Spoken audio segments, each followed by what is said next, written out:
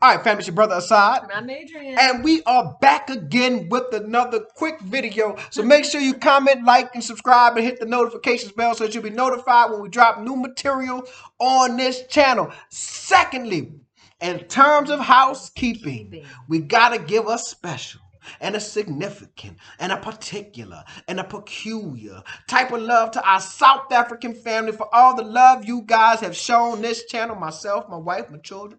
We greatly, and even our friends, some people that's been extended. Yeah. Extended family. Extended family. We greatly appreciate it. KZ didn't stand up. And in terms of housekeeping, this Saturday at 6 o'clock South African time, 11 o'clock Central Standard Time in the United States, we will have the CEO of Foundation for African Business and Consumer Services, the CEO, Chief Executive Officer, Philip Usiba. I didn't mean to butcher the brother name. Yes, Usiba. Usiba. Philip Usiba. Uncle Phil. Uncle Phil. That's exciting. Right?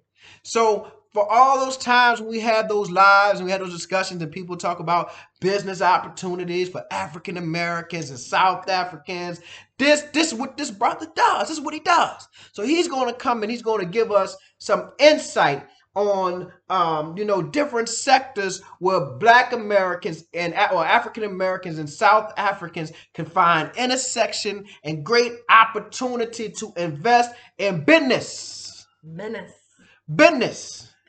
right? Whether it's mining, whether it is agriculture, whether it is real estate, whether it's IT, this brother knows, so he could talk and be like, bam, bam, bam, just like that. So get your questions ready, my African American family. I know y'all sometimes have a lot of questions about business opportunities and what can happen. Well, this one here for you. This one here for you. I got my red cup with some, I made a special drink with watermelon, some red or purple grapes, and an apple, 2 apples actually, and a little bit of water, and a little bit of Splenda, like sugar-free sugar. Yeah. Mix that together, and I'm telling you, that's just my alarm. And this was good, but now it's just ice left in here. I'm just trying to get that last little bit of ice-flavored water. It's really good. So come with your questions. Be ready to ask Mr. Phillip all of your questions. Yeah, man. Don't be late. Don't be late. 11 o'clock on the dot. I'm in my drive time. Cruising the street. Okay? All right. I got What's this next? pretty little thing. Oh. What's going on? So I got to go back. Yes, you're going back. Got to go back to D.C. come Monday to drop off the visas for the children. So I'll be in D.C. on Monday. South African family, if you're out there in D.C., holla at your guala. Monday's a holiday. Yeah, Monday's a holiday. Be there a couple of days. Yeah, I'll be there a good little while in D.C., probably like a week or so. And yeah. So holla at your people. You know me. You hear me? Yeah. And speaking of that, this is related. Every now and then I get reminders of why it is time for us. I'm not talking about anyone else. Right. But as for me and my house, as the Bible would say, for me and my house, why it's time to go. And I get reminders of like, yes, this is, you told that story. Hey, Google, turn on my flashlight. Turning flashlight on. I was going to turn off the light. You see the light? Right? Now imagine it's dark. This is Tyler Perry gave this example. And he was like, you get up to go to the bathroom at night and it's dark. And he will use his flashlight on his phone and it to guide his steps. He really didn't know where he was going, because this light is not enough light to illuminate an entire dark room. It's just enough light to let you know that each step that you're taking is the next step. The next step is the right step. Hey Google, turn off my flashlight. So hey Google, turning flashlight off. She a little slow today. You dig? You gotta get her straight. You gotta get Google straight. But yeah, so every once in a while I get those. Yeah, he was describing faith. Faith, walking in faith. Walking in faith. That's what it was. So every now and then I get the next step illuminated for me. Yeah. Just enough. I can't tell you that I'm 1,000% sure what the final destination is. I know what the final destination I want, but I'm not sure what path I'm going to get to. It might be a shoe in the way, and that light is going to illuminate the shoestring, and I know I need to go this way to get around it so I don't trip and fall, right? Yeah. So I'm saying that to say I get these little illuminations along the way that remind me it's time to go. Just today, I was not thinking about, I guess we were thinking about visas and stuff like that. And you had just sent me an email telling me you had booked my flight. Mm-hmm. And I got a text message from a brother at the embassy like, hey, I was checking on your visa for you, but I couldn't find your name because he was looking on. He was like, well, what is your government name? What did the white man name you? What is your white man name? So I had to give him my government name, but I didn't ask the brother to do that. This is what I talk about when I say there's a strange and a particular and a significant. When I start talking about the love that we have is the love that we are only reflecting. Mm-hmm. This man is concerned about this. He ain't have to be. Yeah. Right? Looking out for Doc, for Brother Asad. Making sure our stuff is straight. Looking to make sure that is the love that we are talking about, man. Right? And when I receive that type of love, it's like that light brightening up just enough so I can see, yeah, you're going in the right direction. Yeah. Yeah, you headed in the right direction. You're going in the right step. Mm-hmm. When well, I guess we got to talk about the old elephant in the room. Yeah, so just the other day, maybe 2 or 3 videos ago, I got on here and I was ranting and raving and preaching about 10 black lives that were taken in Buffalo, New York. Yeah. And we were outdone. We were outraged, and we said it's time to go. Well, today, Tuesday, May 24th. So May 28th is Saturday. That's the day of the event with Uncle Phil. But today, a crazy, deranged lunatic walked into an elementary school, which you guys in South Africa would call a primary school, kindergarten, first grade, second grade, third grade, fourth grade school. That's what we call elementary. Walked into a school and killed at least 14 children. Some reports that I saw recently on Facebook, I didn't see it in the news yet, said has been up to 19. So I'm not sure about the 19 part, but 14 is enough. Right? 14 babies. Y'all, babies. My baby is 9 years old. He's 9. I know he's still a baby. I look at him and all I see is a baby. Now, imagine, well, what grade is 8 and then? 4th. Yeah, a baby. And these second graders, third graders, and kill these babies. Listen, imagine being a parent and you've dropped your baby off at school and you're rushing back to get to work. You're a mom or a dad and you're rushing to get back, get to work, right? And there is this assumption that your child will be safe for the day, and that the worst phone call that you can get is that your child fell down and broke an arm, broke a leg, or something while he was playing on the playground, and you gotta leave work to go get him. But imagine being at work and you're scrolling through your timeline during lunch, or you look up in the break room and you see on the TV in the break room that there's been a mass shooting at your child's school. Imagine the rush of anxiety and fear and sheer terror that goes through your body, right? Your eyes begin to flicker. Heart starts to beat fast. Your legs feel weak. Right? This is a physiological reaction.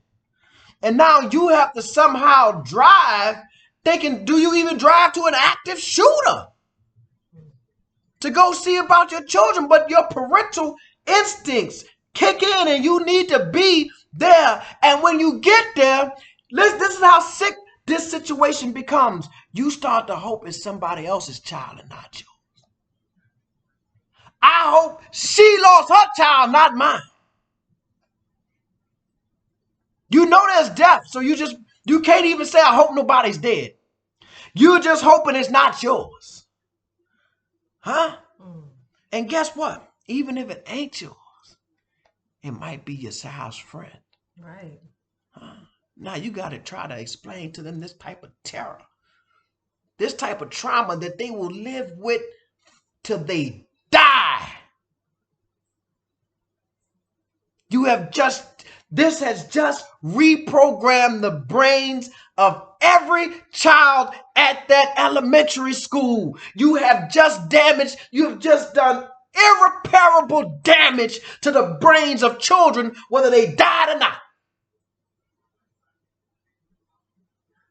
Their developing brains will now develop with a sense of trauma. You've carved a new curve, what they call them?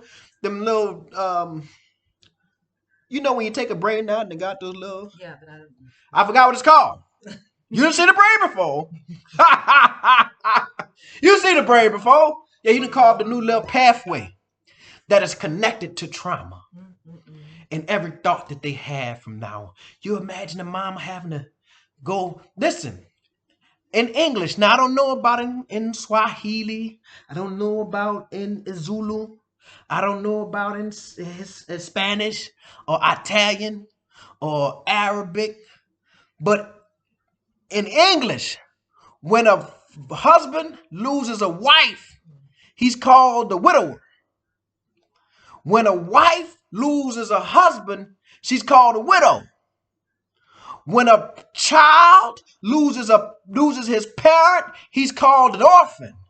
But in English, I don't know about the other languages, but in English, there is no word to describe what a parent becomes when they lose a child. And in many ways, I think it's because it's so unnatural. Especially when a parent loses a child in this manner. There's no word to describe it. Go ahead. I'm sorry, baby. Senseless.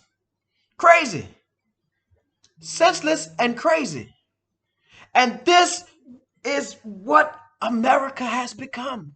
And let me tell you, and I want to be clear. There was this meme on the Book of Face that said, mass shooting infinity, and it's the cycle that we go through. It's the mass shooting, it's my thoughts and prayers, because everyone's going to send their thoughts and prayers, right? Then there's Facebook arguments, then there's inactivity from Congress and the government, and then there's crickets. Everybody forgets about it until the next mass shooting. And we just had a mass shooting a week and a half ago. Right. We and keep in mind that mass shooting that took place with the people in Buffalo was a part of 3 mass shootings in one weekend. And now we've had another one where babies are dead. That mass shooting in Buffalo looked like the average age of the death was like 60 because there's a lot of old people died. 63, 67, right? 51, 58. I'm not saying 51 is old, but you know. Yeah, but still. Excuse me. So yes, here we are again. New mass shooting. And we are so out of touch with our, like, when you have this level of death, you would think that there would be flags at half mast. Everybody would be in mourning. I was watching something. I was watching this young lady. She is in Bahrain. She in one of them Arab countries. Bahrain? That's an Arab country. Yeah, she in one of them Arab countries where you gotta be ninja'd up. You know what I mean? I don't know where the women gotta be ninja'd up. You know, shout out to my Muslim women wear the hijab, but not just the hijab. I'm talking about. So I don't know if it's Bahrain, but I might have got that wrong. But somebody recently died there that was like a government official. So during the day, she was mentioning how everything is really right now shut down because they're in a national state of mourning. Right? Because of this one individual. I don't know if it was a government official. I don't know who she said it was, but they're in a state of mourning. Here we have lost the most innocent of innocent. Babies. The most innocent of innocent. And we should be in a national state of mourning. Flags should be at half mast. Stores and department stores should be closing. We should have roundtable discussions about our feelings and emotional reckoning that we should be having at this moment in time.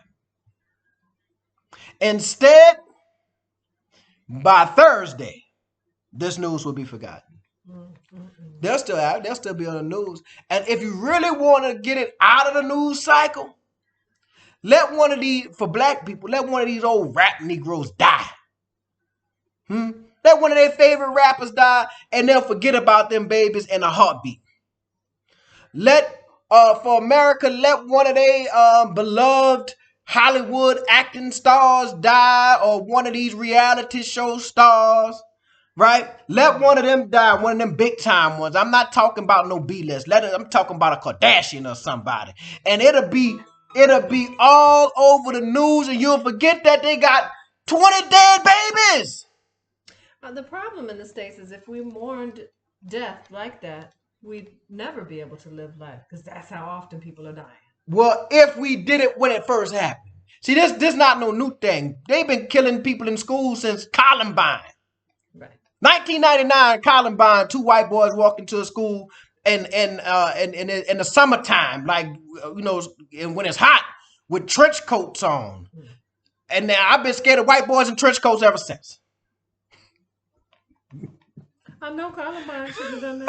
White boys been terrorized. When they walked into with the trench coats on, and they shot up 12 of their classmates. In 1999, 20 years ago. 20 years ago, right? And we have not come to reckoning with mass shootings yet. We got people getting killed at the Pulse nightclub. We got I done forgot all the mass shootings, you know? A congresswoman or something. Got hit. Arizona. Bam, she got hit. Yeah, she did. She did, yeah. I don't know if that was the same one in Las Vegas or something. See, you forget them. Virginia Tech. They were shooting at Virginia Tech. There's so many of them. Fort Hood. Texas didn't have a couple of them. Yeah.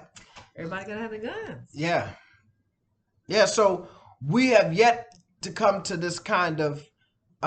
We missed our opportunity. That's the problem. We missed our opportunity in 1999, which may have not been the first mass shooting, but it was the one that I can remember.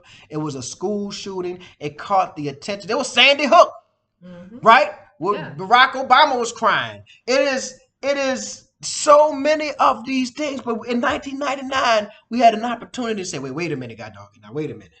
And let me tell you what. When crack hit the United States, when it hit black communities, y'all found something to do. You start locking people up. Y'all start writing laws, legislation, all kind of stuff changed. You went into action. What? We could destroy some black people? Wait a minute. Let's do it. Let's get to it. Here we are. We got bodies left and right. We got a stadium full of baby bodies due to mass shootings. A stadium full. And you have yet to enact any type of legislation, law, or anything. We all walking around strapped in the United States. Them white boys in Iowa and North Dakota, they be having stockpiles. I'm not playing with you. You think you watch them rap videos and get confused and you see black people and he got 2 guns in his hand, you be like, yeah, he got guns. Them white boys be having lockers and rooms with all kind of stuff. Guns that fold up and everything. Yeah, guns with night vision on it. All kind of stuff. Big old round clips like this here, where it got 2 and 3, 100 clip on each side. They be having all kind of guns. Talking about they hunting. Man, what you hunting? All of that to say. That's why I'm leaving. That's why we're ready to go. Yeah, that's all that to say. 15 minutes of why we're ready to go. If you watch this far, you're a soldier. Facts. But I said all that to say, that's why we get these reminders that it's time to go. It's time to go.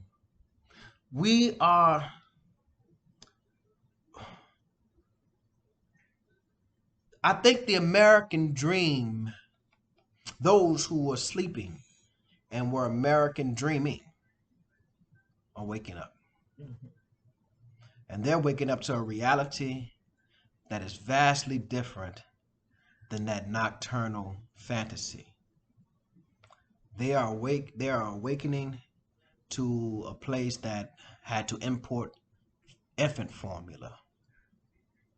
Mm-hmm. Because one factory shut down that controlled nearly 50%, 43% of the infant formula market, and mothers were unable to feed their children. They are waking up to an America where people in California are now forming homeless camps, people who have full-time, 40-hour-a-week jobs but cannot afford to pay rent in a house. So they're forming homeless camps under the bridges and in parking lots, so they can form communities where they can take care of each other and look after each other. That is the America. We are living in an America where Black death has become so acceptable that to question it, you seem unrealistic. Right? We live in America where death has become murder, and death has become so acceptable. It is almost as American as apple pie.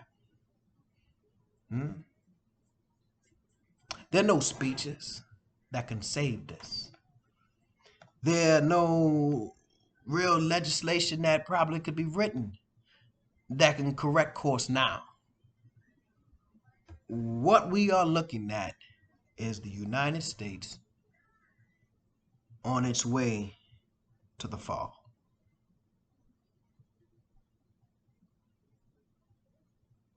I wish them well. Anyway, all right, people.